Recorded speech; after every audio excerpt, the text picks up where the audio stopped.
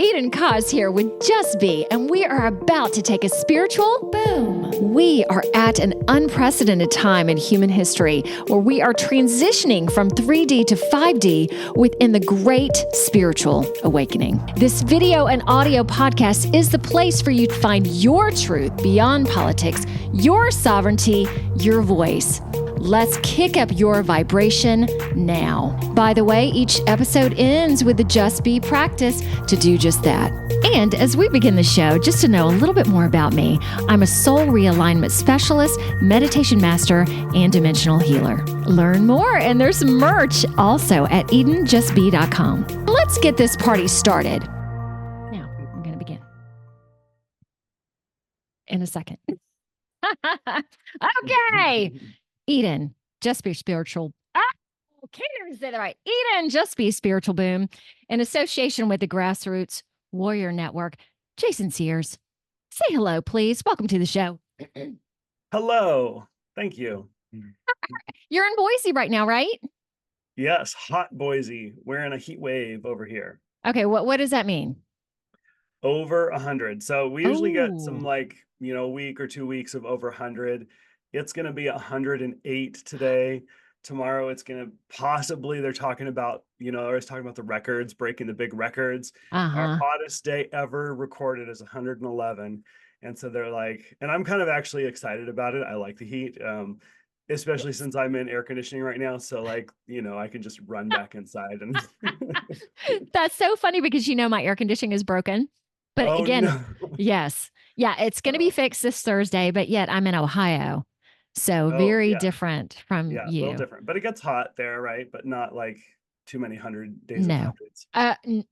Probably never reaching the hundreds or maybe at some point in history, but yeah, usually the highs are in the 90s kind Yeah. of a thing. So typically 80s, 70s. And being from the South, I like it to be a little hotter.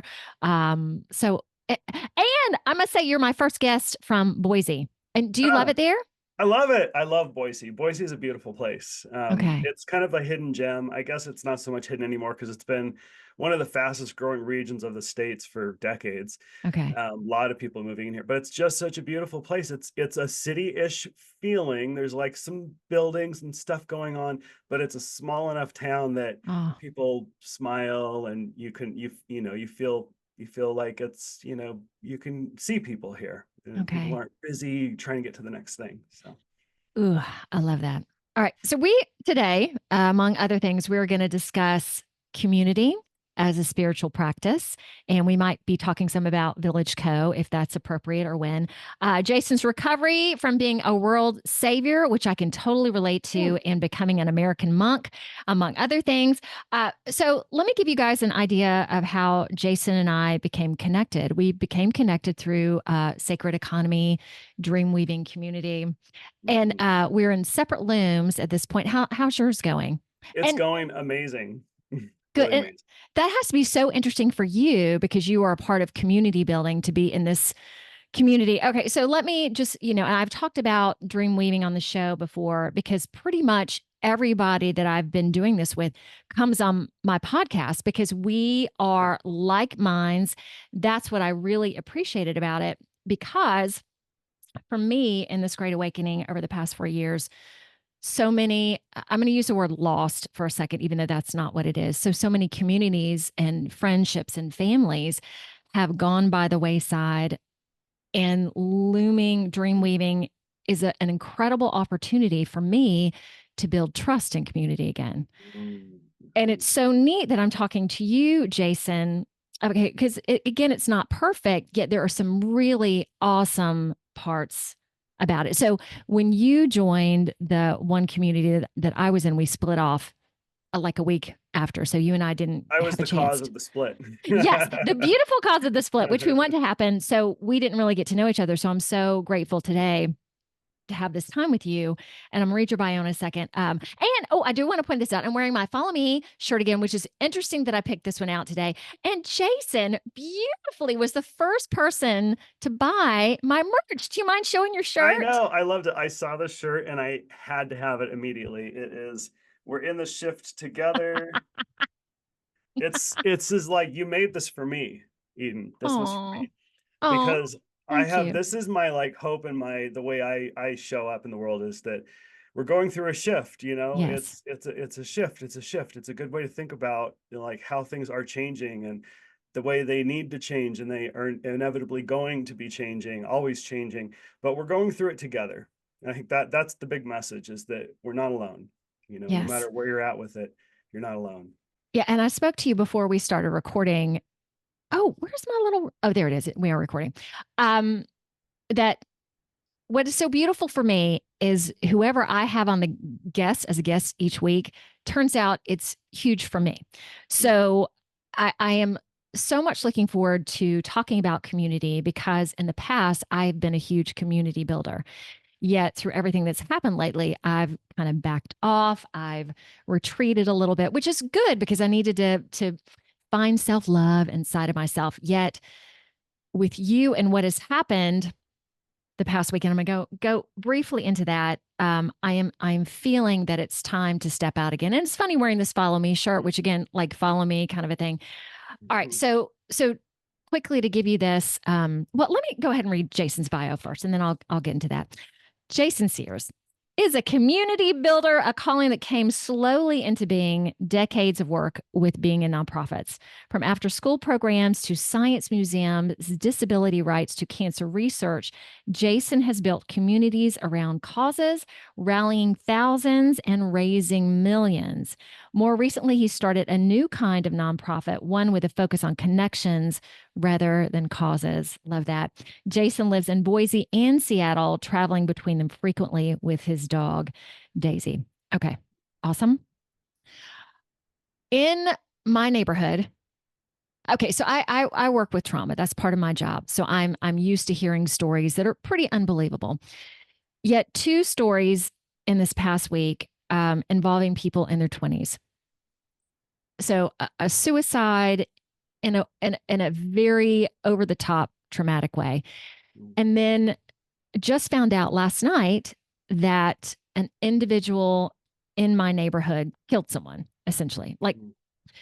so sitting with that, and I'm usually, again, I'm in it, but not of it. I figure I might cry. Um, but this is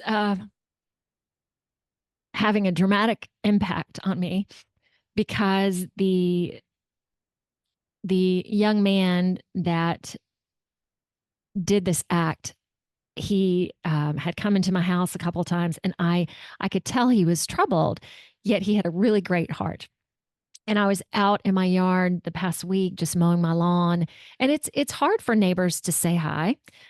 So I was out there, and he goes, "Hey, how are you doing?" It was just so nice. And then to hear this, I uh,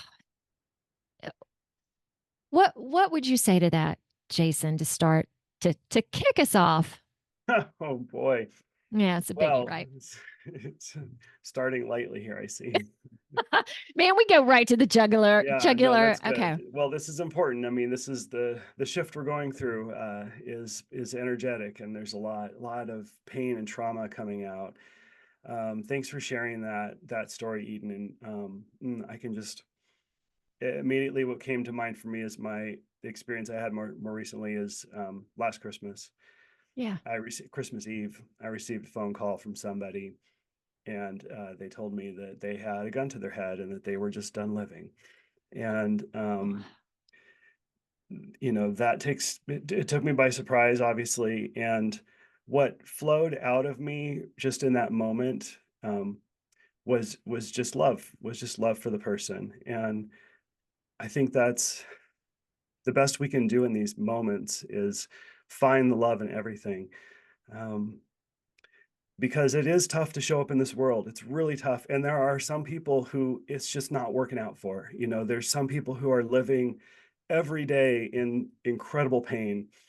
And that can manifest in the body, and that can manifest in many different ways. And I Mhm. don't hold it against anybody who feels like it's just not their time right now. That's a thing. And it's hard to talk about suicide and depression, because the automatic reaction is just like it's wrong and evil and bad, and it certainly Yes. carries so much energy with it. It's not anything to be taken lightly. And anybody having those kinds of thoughts should definitely know they're not alone. Like it's something that a lot of people have, and it shows up, and it's unique. It's so unique. Everyone's going through a very special, unique journey.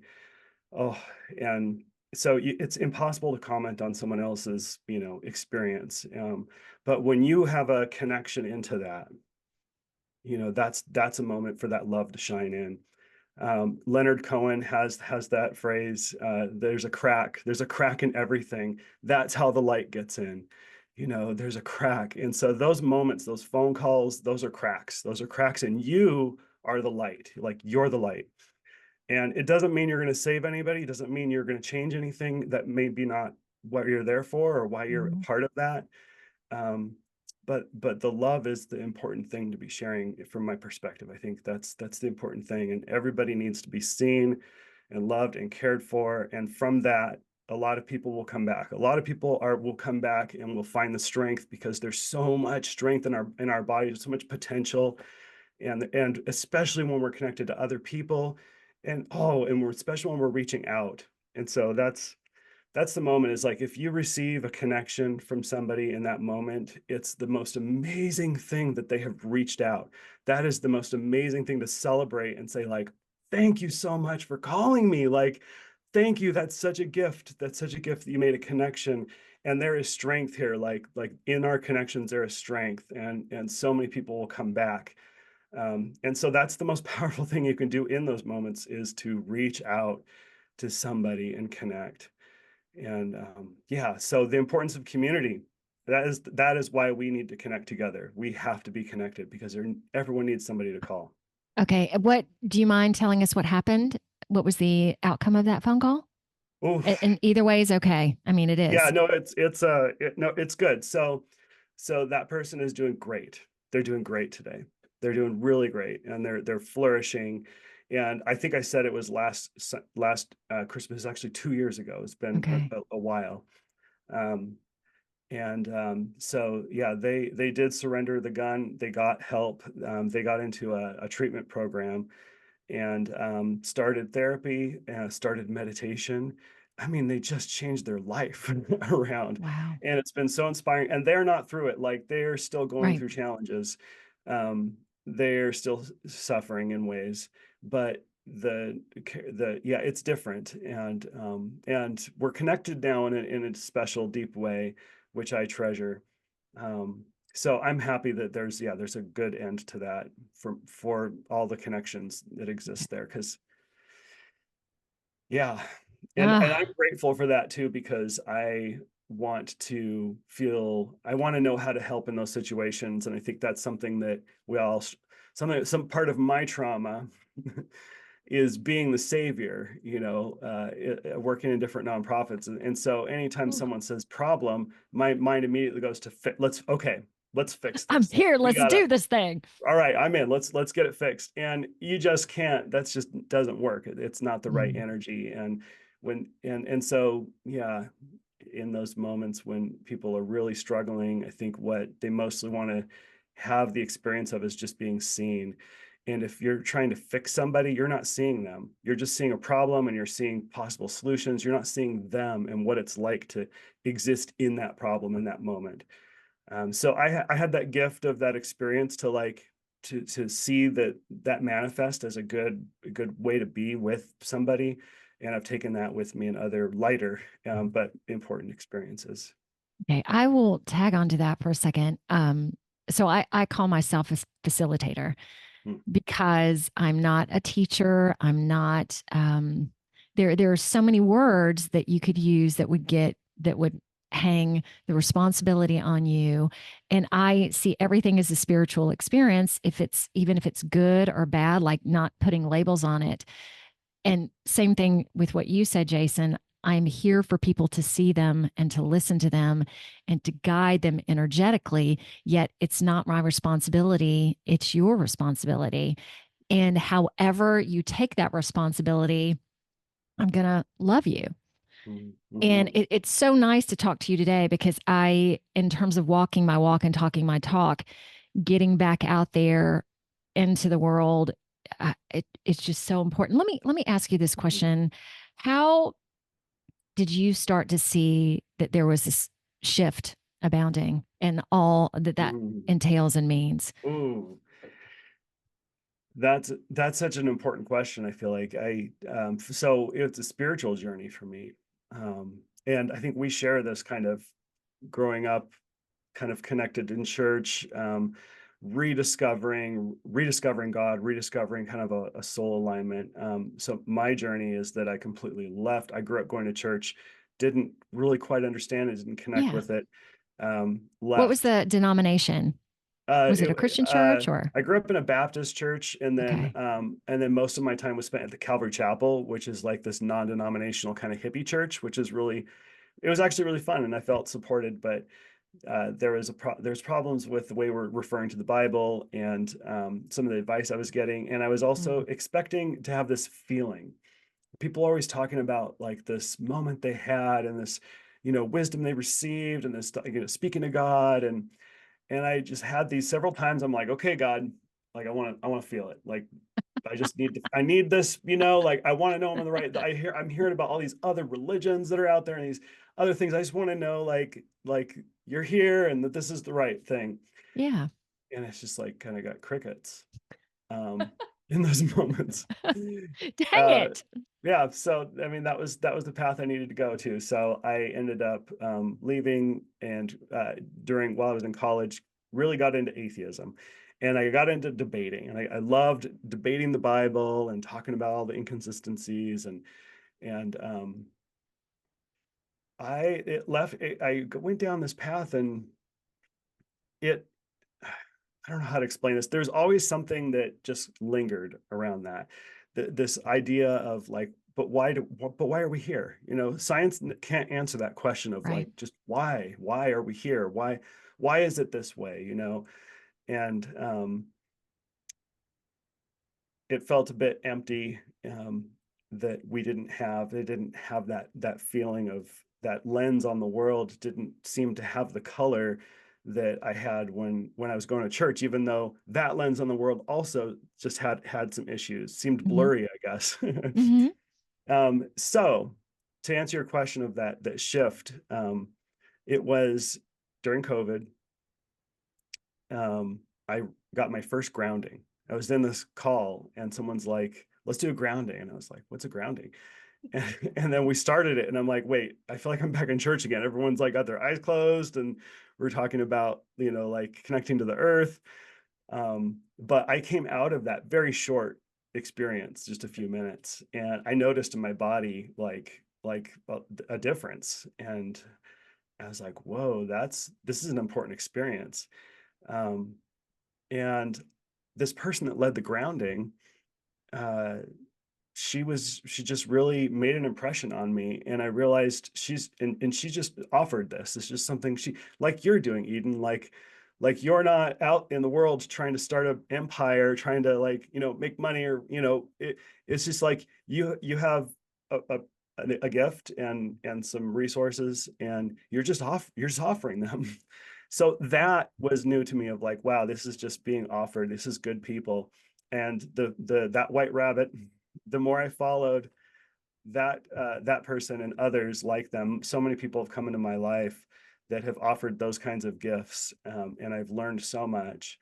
Um, Now, what I see the shift that's happening is this upspringing, this like growing together of humans in this very quiet. It's in the quiet spaces. You don't see it on TV, you don't see it out on the street, but it's happening. And there's so many people connecting deeply to their spirit, to each other.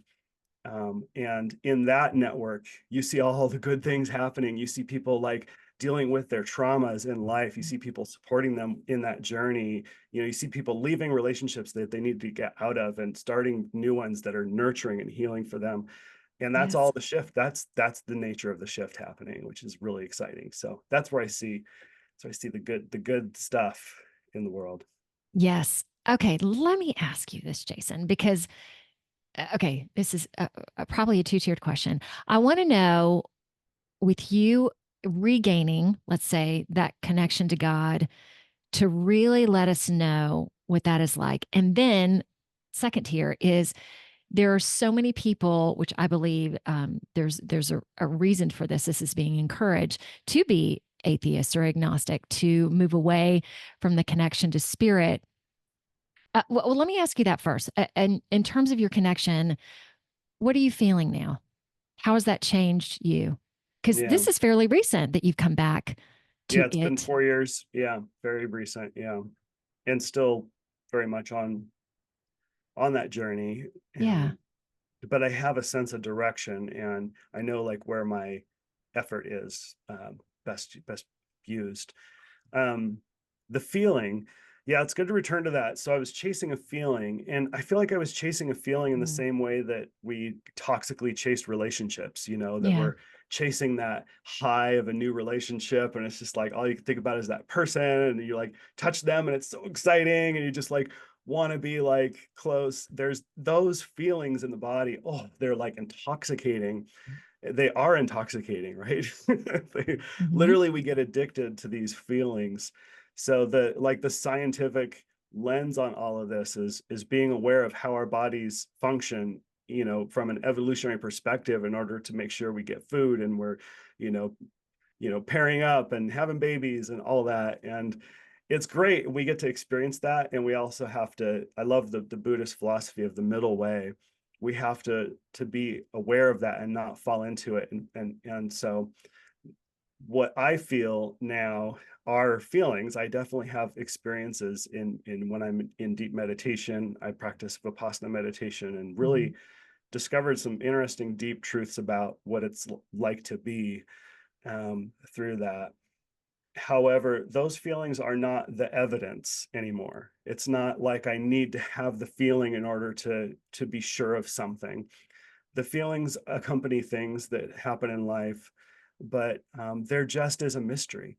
I think that to me is the biggest shift, is that I replaced the chasing of a feeling, which is basically chasing those chemicals, dopamine highs and those chemicals, with this acknowledgement that I'm never going to understand it all. I'm never going to get it all, but there is something going on. There's something going on in this universe. There's something happening. And people tell me these stories of crazy things that have happened in their lives, and these like synchronies come into my life with the right people at the right time.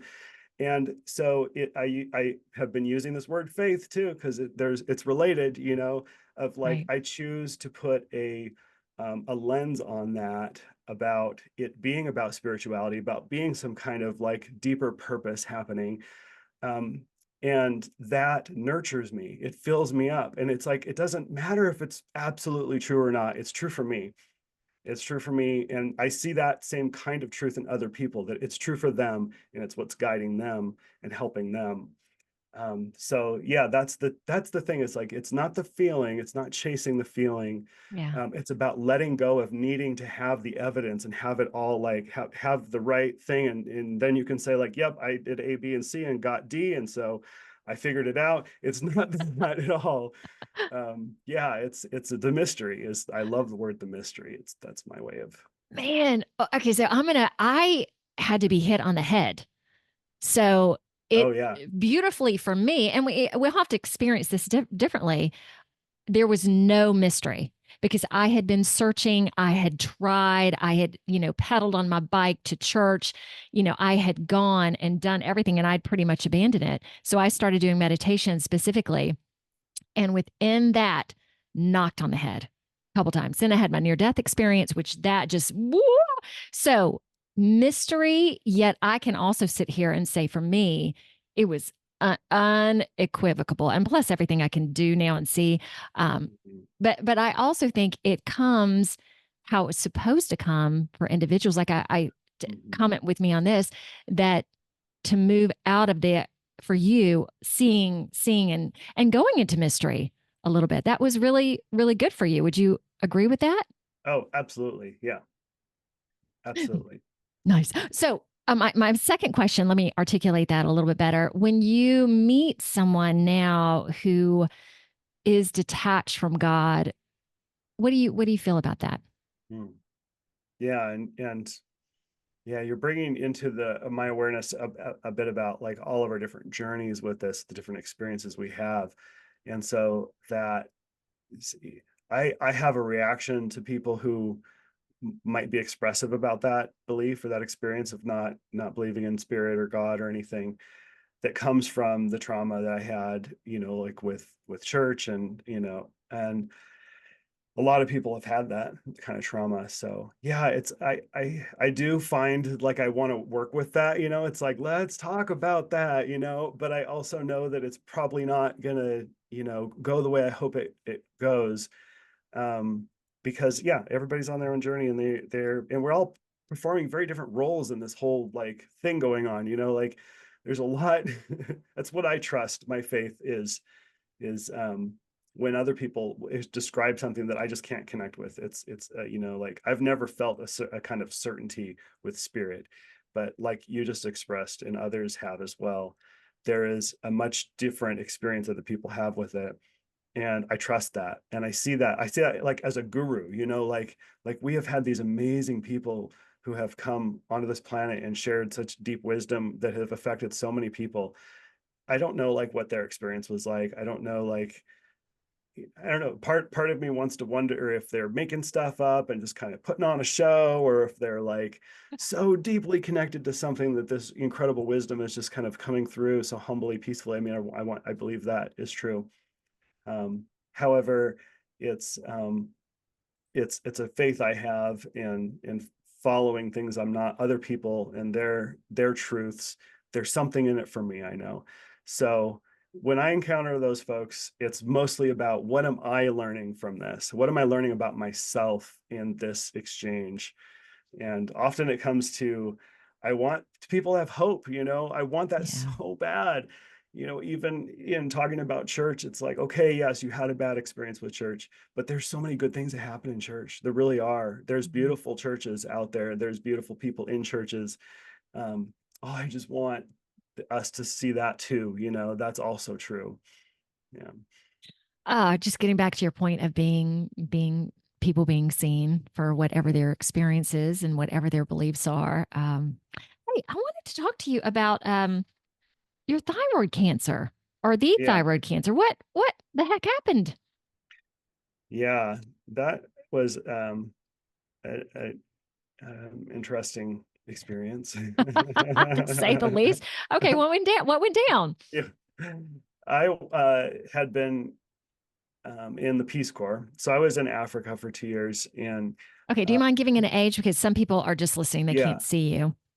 Oh, yeah. I was 25 Okay, and how and old I are you came now? back, and I'm 45. Okay. And I came back when I was 27. And oh, it was my mom instantly saw there's a lump on my neck. And so we went in and have it looked at, So and did you not notice it? nope. Oh, no way. Okay, I and know, she right? saw it like right protruding out. All right. So who knows how long it'd been growing. And so I went in, and it was a pretty surreal experience. It definitely is one of those moments when you're like, oh wow, life can really just change in a moment. Like here's an example of how a little bit of information can just change everything. I think the most difficult moment that I had with that whole thing was the week between getting the biopsy done and then getting the results of the biopsy. Because I think a lot of people go through this experience of like doing the research, on kind of the thing that they've got going on. And there's always, with cancer, it's always this case that there's a bad version and a good version. There's like there's like, okay, it could look like this, and we've got treatment and we know how we're going to do it. And there's this awful version that we're going to try like hell, but like I don't know. Mm-hmm. So I had that, and I was thinking, okay, what am I going to have? Good version, bad version? And I was lucky enough to have a good version. So it actually was a very straightforward treatment, and I was uh, lit up radiologically. It was put radioactive iodine in my body. Had to be around, stay away from people for a week. Um, Oh, there's a whole fun story about what it was like receiving that giant radiation pill. And okay. then Please tell that story. Let's hear it. I was okay. So I'm at the hospital, and they do all the scans and do all the stuff to make sure that they've got everything ready to go to start this treatment. And I meet with the doctor to go through. what I can eat, what I can't eat, and this I have a special diet I need to be in. And then they take me to this special room in the hospital. And they're like, we're going to administer this to you in a special room. And I was like, okay. So I'm walking through the hallways. And as I'm being led, this guy's telling me what to expect. And he's like, okay, you're going to sit in a room. They're going to give you the pill. As soon as you take the pill, there's going to be an exit to their exit door in that room from the hospital. So you'll immediately leave the hospital and you'll go home and you won't be around people for the next week. And so I was like, okay, this is a bit dramatic. And then to make it more dramatic, I got Whoa. into this dark room and it was a long, like cylindrical room. And I sat on one end and there was another person with like a hazmat suit on, like this full thing Oh, on. shucks, Jason. And Oh, and he's got this big giant like lead cylinder, and he walks it over to me and he sets it down and he goes and he's like, hold on, and he goes to the other side of the room and sits down all the way on the side of the room for me, and he says, okay, now go ahead and open it up, remove the pill, swallow it, and walk and out. put this into your body. I So know, have right? this hazmat. Good luck with that. Yeah. Holy smokes. Yeah, yeah. So, but the way that it's done that way with this kind of thyroid cancer is because the thyroid tissue is the only kind of tissue in the body that soaks up iodine. So if you have any iodine in your body, the thyroid soaks it up. And so because of that, they use that for the treatment. They just make iodine radioactive. They pump it into my blood. And because it had spread, my cancer had spread throughout my neck into my lymph nodes. And so because it had spread, they were able to just target it wherever it spread throughout my whole body with this iodine. And it just soaked up. And it was in my body generally for really just a matter of hours. And then within hours, it had concentrated in the areas where the cancer was and killed all that cancer.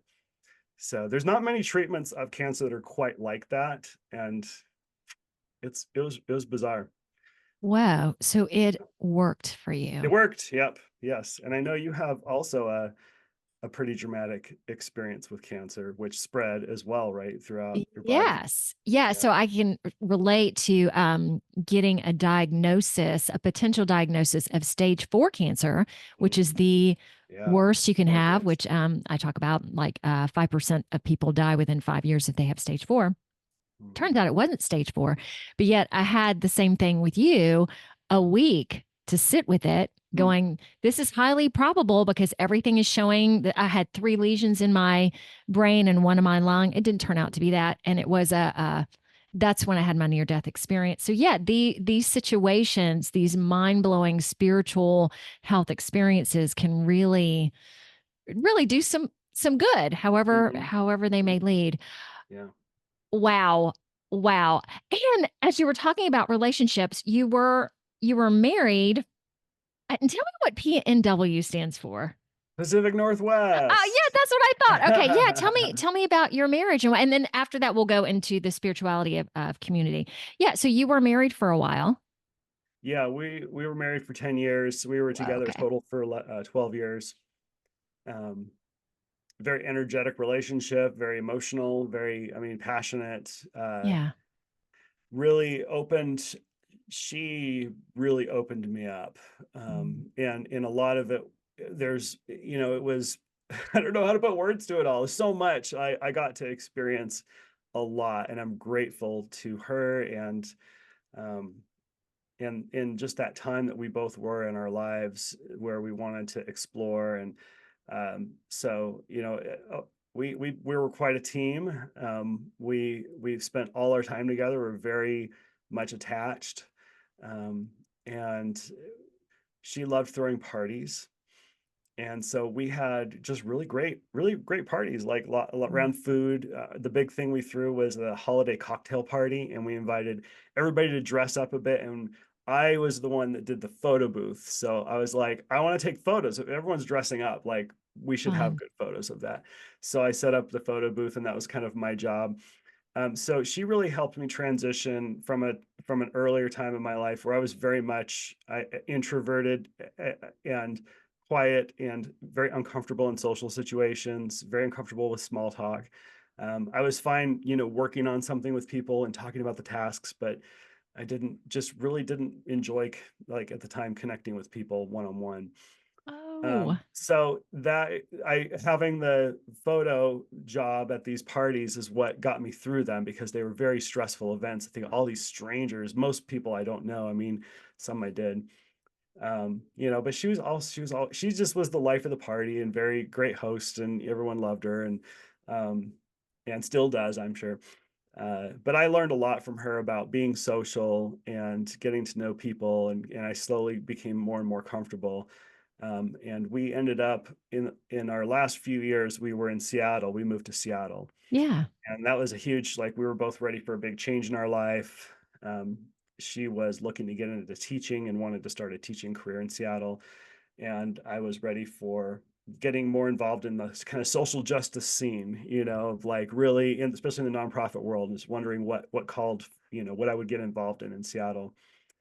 And so then we started this meetup group called the Vegan Stoners, I remember you which talking is, about that. oh my gosh, Vegan Stoners. That, just those two words in Seattle, lightning rod. I met so many friends that I'm still deeply connected to today. We had a blast. We had great food. We smoked a lot of weed, and really built community. Really, like, pulled a lot of people together, and and a lot of people came in. They weren't necessarily stoners. They weren't necessarily vegan. We were open. Like, we're fine. It's like, that's okay. Like, just come to, as long as you're okay with this context. So anyways, yeah, we had a good time. We grew apart though. And it had to do with community, because there were, I think there are two ways to be in community. There's the entertainment version of community, Yeah. where you kind of go to experience the show, and to see the people, and to have the emotions, really. And then you go and recover from that. And then there's the community where you are stitching together, where you're building relationships, where you're going to like, who haven't I seen in a while? Who's not here? And those kinds of reasons build community. And that's the kind that I was really interested in building. And so yeah, our paths went in different directions, and we decided to split up, and that was extremely painful. And a part of my spiritual journey as well. It all happened at the same time, because also starting to become more spiritual is not something that we practice together. Mm. Okay, so the resonance of that. Hearing this question, and after this one, I don't want to go into spiritual communities because this is a great segue. What do you think about marriage? I'm curious about how you answer this too, because I know you also have a 25-year marriage and Look a at divorce. you. Yes, you So let's first. both answer this. Yes, Okay. I'm okay. So I am traumatized by marriage, and so my perspective is extremely biased, and it came out just recently because a friend of mine, good close friend of mine, came and said, "I'm struggling. We're married for 10 years." He's Yeah. like, "We're struggling," and my first reaction to him was, "All right, get out of there! Like, it's time that you're free! Like, woohoo! Like, get out of that thing!" Oh my gosh, I felt so ashamed, honestly, for a bit, and Ah, and and then we talked through it, and he saw me coming from a mile away. He's like, I knew what you were gonna say, coming from your experience, and we've talked through that. So I think more like deeper. I think that marriage can be a beautiful thing for the right people, the right time. The contract of staying together for life, in practice, I don't think that's the right way to say it or the right way to do it. You might be together for life, but I think making that commitment is it ends up creating unnecessary attachments. If you're together for life, you want it to be for the right reasons always. You want to make that choice every day, every year. It's like, yes, we're still together, not an obligation of like, well, we said we were to be together, so I guess we got to keep going, gotta trudge through it. I wish that we as a society really celebrated the ending of relationships as well, and had that be okay, because Very that's great. sometimes that's the growth you need. And Yes. it's not just one person. There's many soulmates. There's many ways to connect deeply with people. So I'm fine. I attend weddings. I'm actually officiating a wedding next year, which for a good friend, which I'm very happy to do. I've done that Um, too. and so, you know what? It's great. It's a beautiful thing. It's a reason to bring people together and celebrate. But yeah, I don't know. It's It's energetic for me. Yes. Okay. I will relate to that. I agree. I think that we have been, okay, I'm going to use some tougher words now, indoctrinated through Disney and all of this. Yet you get married, and then there's all this, having a contract, and it gets into Social Security numbers, and I like this is really big. Follow the white rabbit. Yet I'm with you too. To marry someone when you're in your 20s and your 30s, knowing that you potentially are going to change dramatically, and maybe that person isn't going to change with you, to be able to have, and this isn't, oh, I'm just going to be with you one weekend, I'm going to be with someone else, but that you've come into my life right now for a reason, and we're going to grow together. And if there comes a time where this needs to go, that's okay. Like you said, a celebration of being together and growing together. Because I feel that your life is fluid, that you're not going to be the same person you are today as you are tomorrow. Mhm. So having flexibility in your life and that love component. Okay, this also isn't flippantly going, oh, you can, hop into one relationship or another. Like for me, the next one that I'm in, man, everything's going to be there. Mm. And again, it doesn't mean that this person that I'm going to meet is going to be for life. It may be for a year. Yet I'm willing to go into that and be committed to it in the moment. Mm. Oh, how was that? Was that Yeah, all right? yeah, I love that. Oh, And I okay. heard you say you're kind of bringing into it the things that you've learned and the ways you've grown Oh, and showing up with oh, that, right?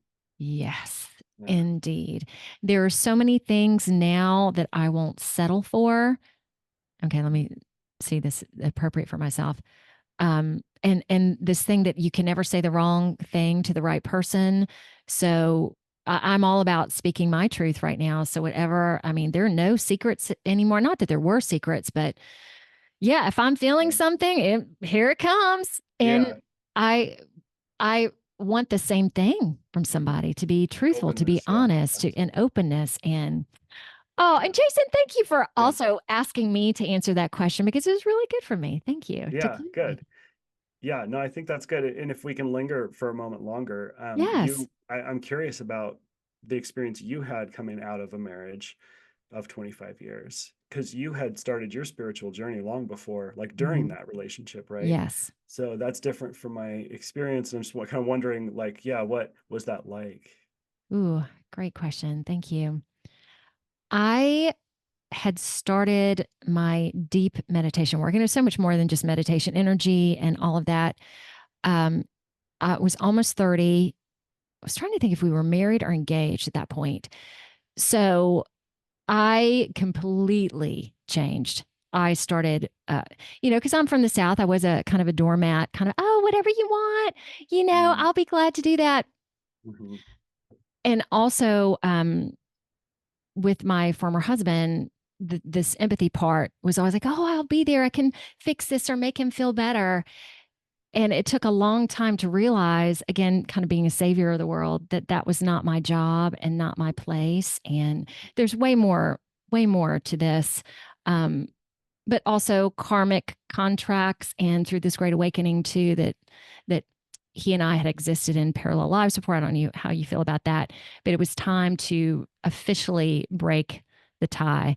And mhm, it was, even compared to the near death experience and having two craniotomies and 2 years of healing, this was really much harder than that, because this is a soul. And I discovered so many things about people that I knew some of them were potentially going to be there, yet there were still some shocking things. mhm, So to be a part of it and also be in the highest good, it was a, oh God, it's tough to put words to, just like you said before, Jason. It was it was a soul experience for me to show up and be the highest and the most energetic of people when I was faced with trauma and people not liking me, or you did this, Eden, you did this. It was so hard, yet it was so good. Okay, how mhm. how did I word that? Yeah, that's beautiful. Yeah. It's yeah. Ooh, I'm I'm, sweating I'm a little getting bit. this.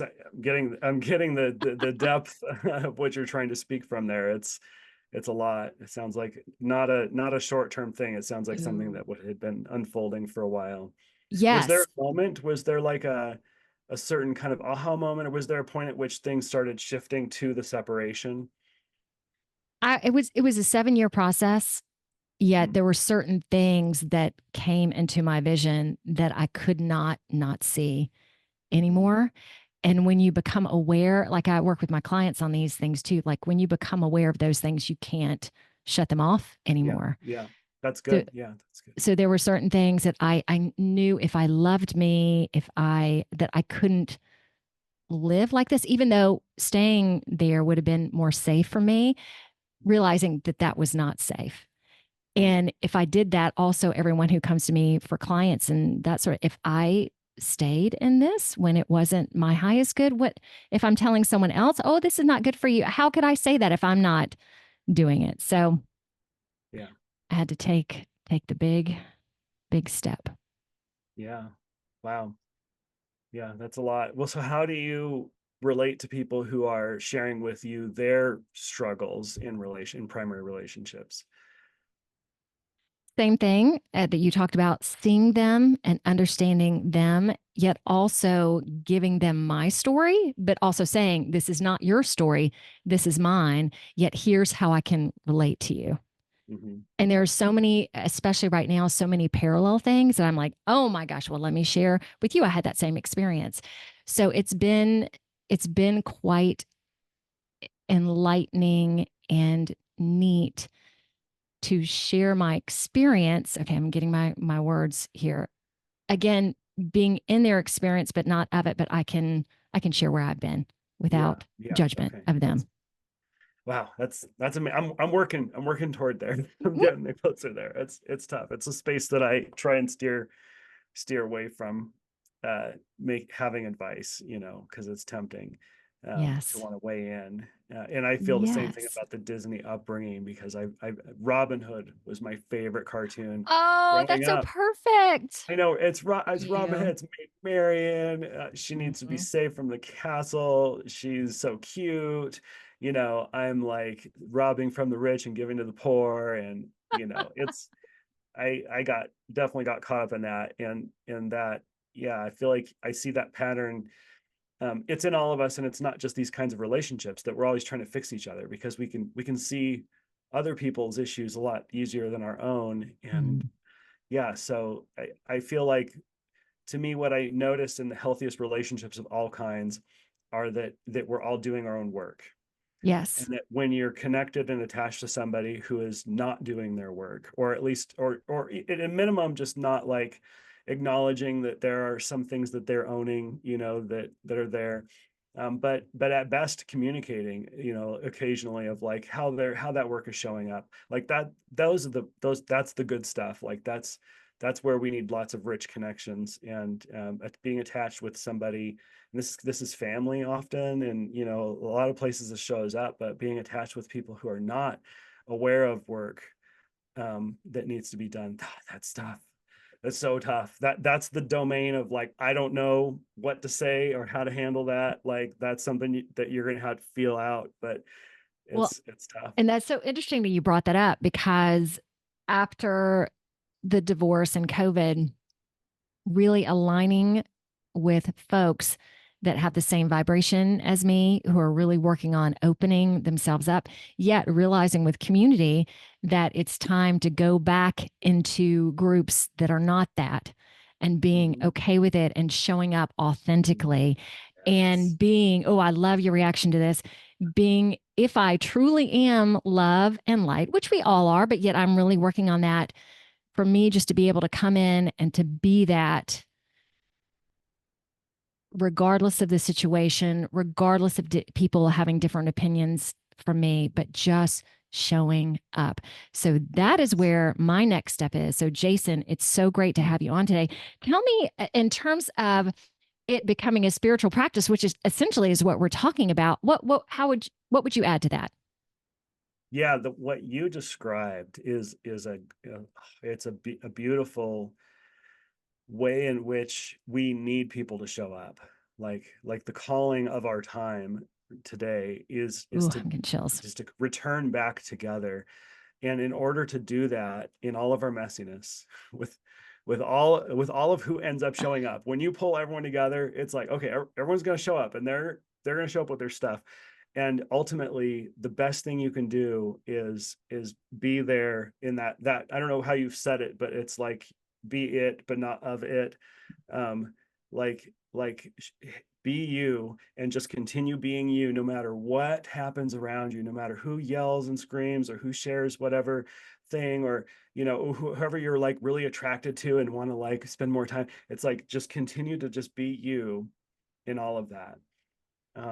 And that's the we need those folks. Like we need people to be doing their work to the place where they can get there, where they can be there. And you really don't know until you get out there. You have to find some community spaces to get in, and with people different than you, and have some experiences, and then that gives you more work to do and reflect on, and be prepared for. But it just constantly, but that's what we need, and that's what would change so many people, because so many people are not being seen.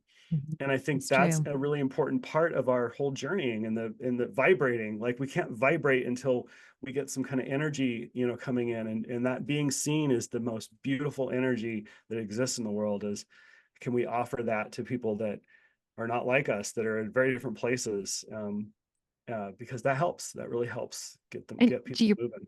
point too, there's so much division in the world, and to be able to bring people together, well, you might be this, you might believe that, yet we are all intrinsically a part of God. We are all the Yeah. same. We all have the same loves, the same desires. Once you get away from all of that crap, hey, can you talk about Village Co for a second? Yeah.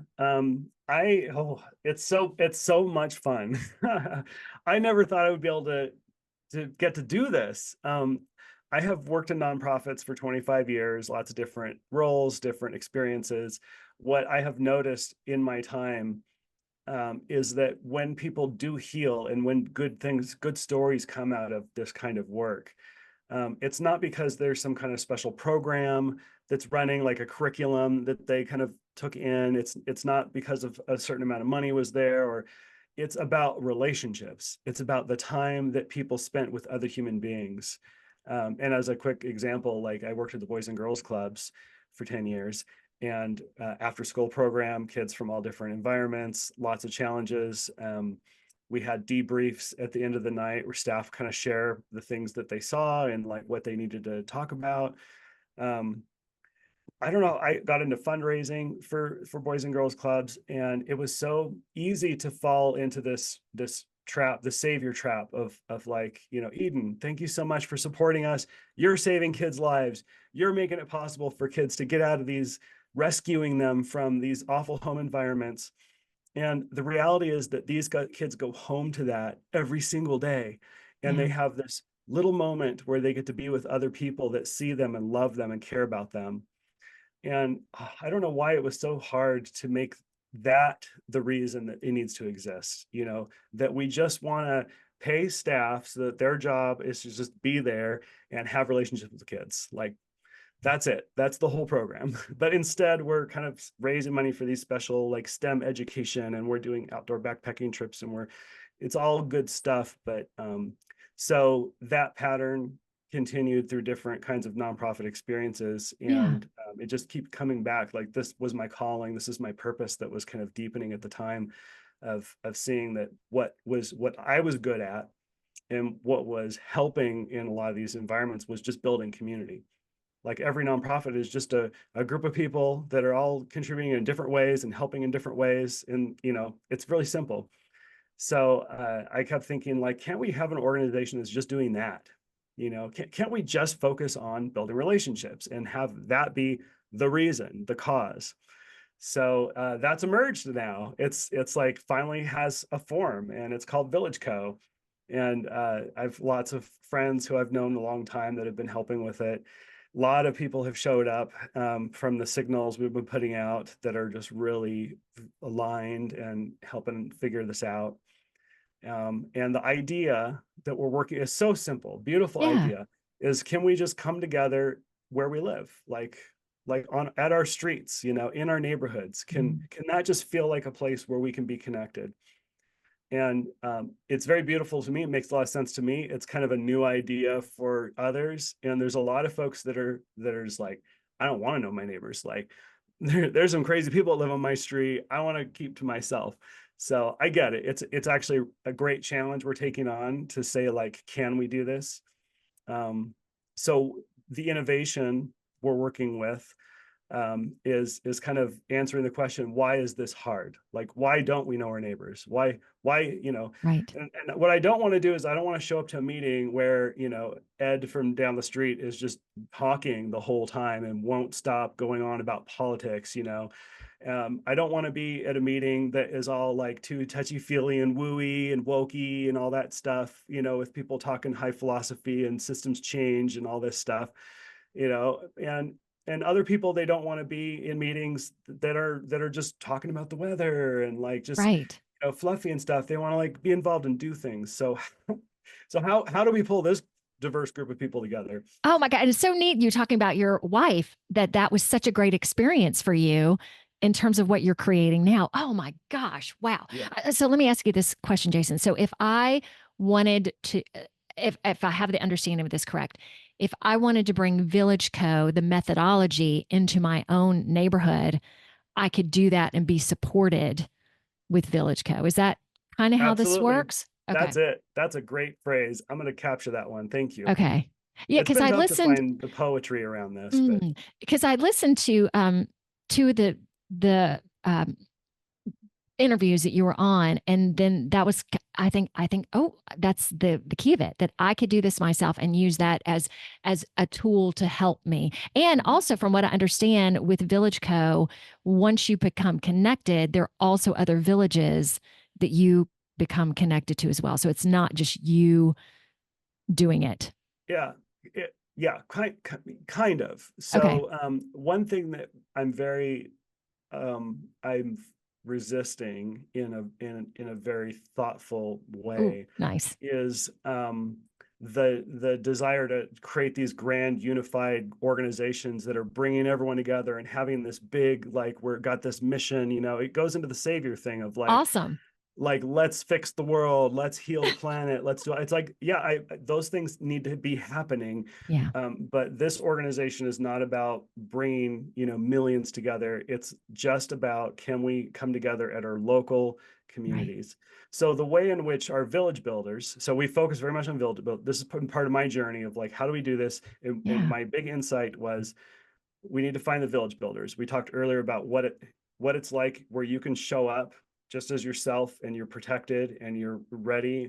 Those are the folks that we're looking for, Okay. that are ready for this. And we go to them. So we bring everything to them and we support them. And then as a group of village builders, we have support. So there's a place to show up where you can meet other village builders and get supported and get ideas and hear how others are doing it. So yeah, and then the tool, the way in which we're like going back to like, how do we spend this time together? Yeah. We just have this really beautiful, simple model. It's like a program, you know, like every church has their agenda they go through, and we just have that. We just have like the ABCD that we do every time we come together, but it's focused very much on breaking up to have one-to-one conversations. So you're randomly paired with somebody else and you're given a quick topic. You just spend 5-6 minutes and you come back together. And that pattern is so beautiful because, you know, you might be with somebody who's kind of rubbing you wrong, but you know it's only 6 minutes and that's okay. And then you connect to somebody else who it's like, oh my gosh, like I want to spend the rest of the day with you. Well, you Yeah. can continue that conversation after the gathering, you know, exchange information and stuff. So we have that. We have a few other, we call them liberating structures. So it's a beautiful idea that we can have structure that doesn't bind us and limit us, but we have structures that set us free and Nice. allow us to express ourselves as we're meant to. So that's the program. So we have this nice little program that we can run that gives you a lot of confidence as a facilitator that, you know, people are going to like this program. It's going to be a good experience. It doesn't require you to give speeches or to be very eloquent. You're just saying, you know, do the next thing, and now we'll do the next thing. It's very light touch on the facilitation. And then, yeah, I think we got this connection with the village builders to support you. Okay, very nice. I think you and I need to chat just a few minutes after we're done with the show.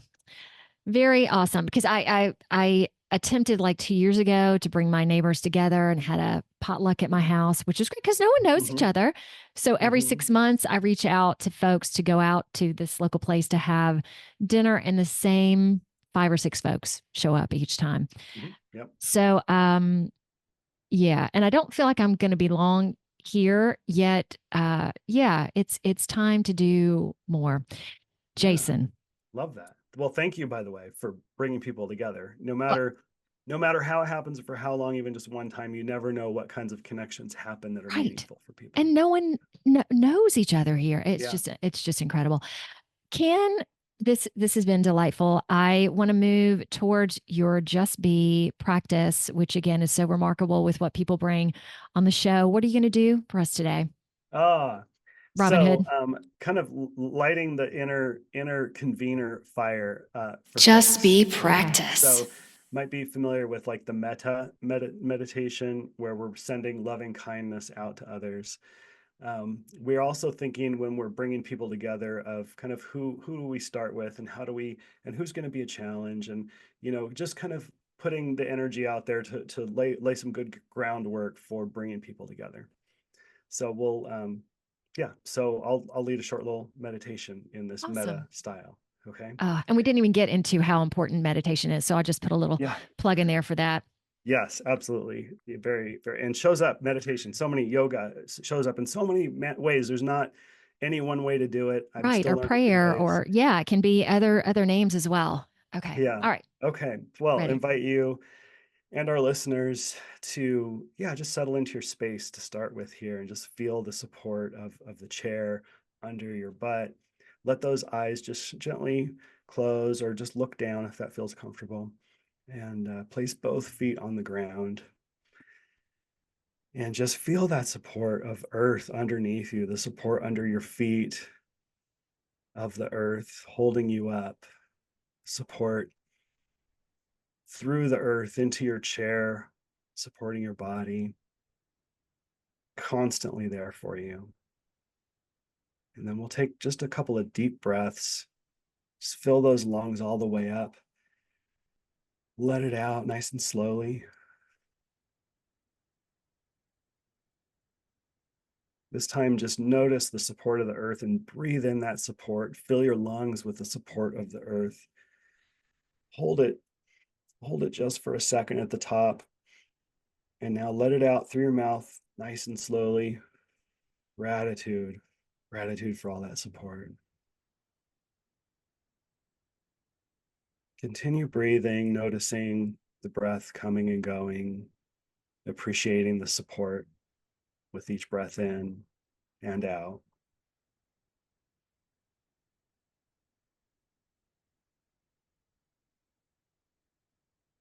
Now we're going to begin our gathering meditation. Think about the space you're in being a place where others are excited to join you in, coming to drink from your well of energy and be filled up, coming to connect in a deeper way in which they're yearning for. And just notice the first people who show up to your space. Who are they? Who are the people in your life right now who you think would be first there? Smile as they enter your space. Breathe with them, breathing in that support, breathing out that gratitude. Invite them to join you, sit next to you. Just love them, smile with them. Who are these people? Are there more showing up now? Maybe there's a few others showing up. Who are they? Try and put names and faces as you invite them in. Everyone's getting settled around you right now. Invite them to all take a deep breath in, breathing in that support and exhaling that gratitude. How is this feeling with everyone in the room with you, all of your friends, all your connections? Let's use this energy now to make another calling. We're calling out to more people to join us. And this calling is for people who are not sure they want to show up. These people who might be dealing with suffering in their lives that need to be held. They need this energy that you're enjoying right now. So send that call out to others to join you. And notice as they start coming in, who are these people that are coming in? People that are currently suffering right now that need connection. They need an invitation. They need a little help to show up. Smile and welcome them. Notice the whole group now is smiling and welcoming and loving these people that come in. They're just coming in to sit and gather around you. More and more are coming in now, answering the call, coming together, even though they're not sure why, not sure if they want to. Reassure them with a nice, big, deep breath in, breathing in that support, and a nice, soft exhale out. Gratitude for everyone showing up, gratitude for being together. Enjoy this moment of your community coming together. Enjoy this, a gratitude from your community that you have called them together. Enjoy this moment of support as those needing it are receiving it. And with every time we gather, there's a time for the gathering to end.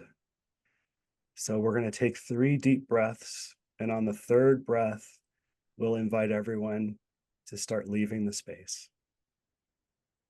Big, deep breath in, breathing in that support, holding that support just for a moment, giving it some energy, and exhaling it with gratitude for everyone around.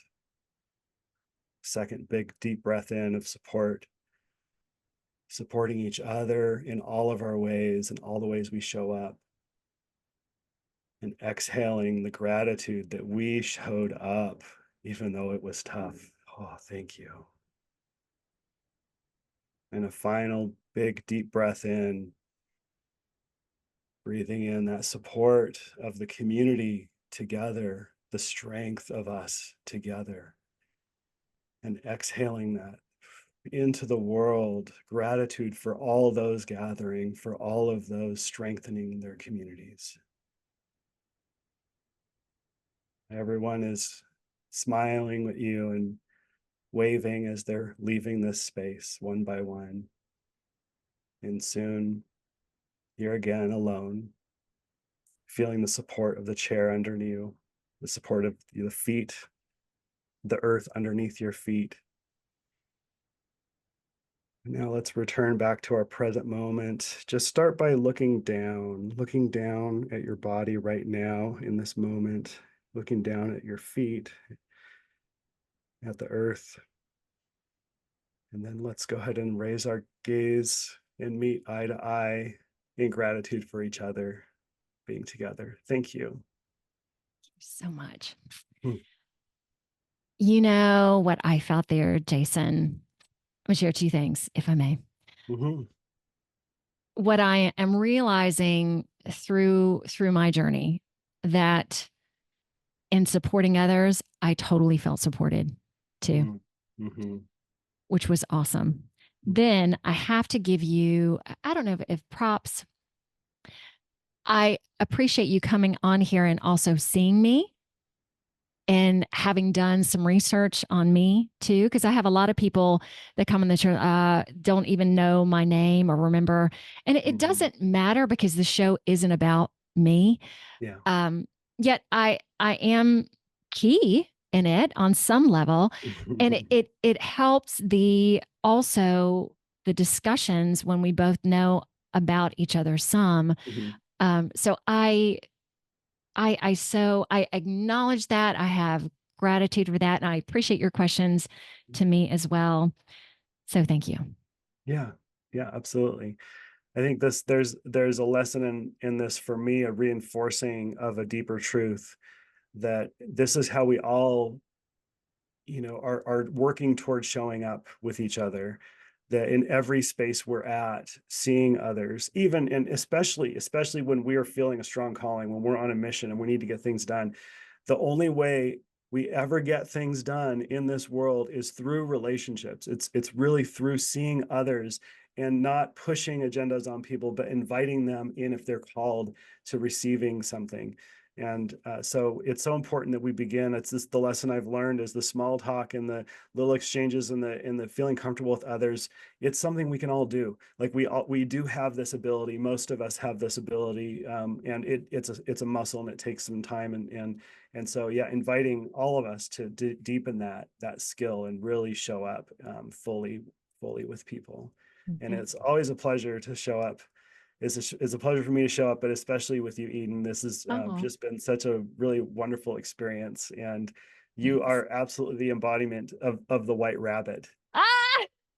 Thank you. I will accept that, take it on. And by the way, that meditation was really great. Thank you for bringing that. And thank you for bringing but I say this a lot, but I mean it. Whoever my guest, thank you so much for bringing your heart into community, because that is where we need to start coming back to this fear. And I can't talk to this person because they don't see me a certain way, or they don't call me this certain thing, to get rid of labels, to get rid of, that all of that does not make us who we are intrinsically. Who we are just beings with heart. So if we can get back to that, and we are going to get back to it.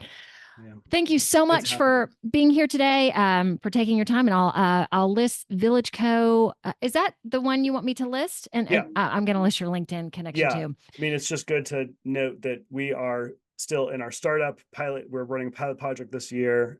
So very early stage, good chance for those looking for a project to be involved in, but we're not ready really for taking in, a lot of village builders. We have slots for 20 village builders this year.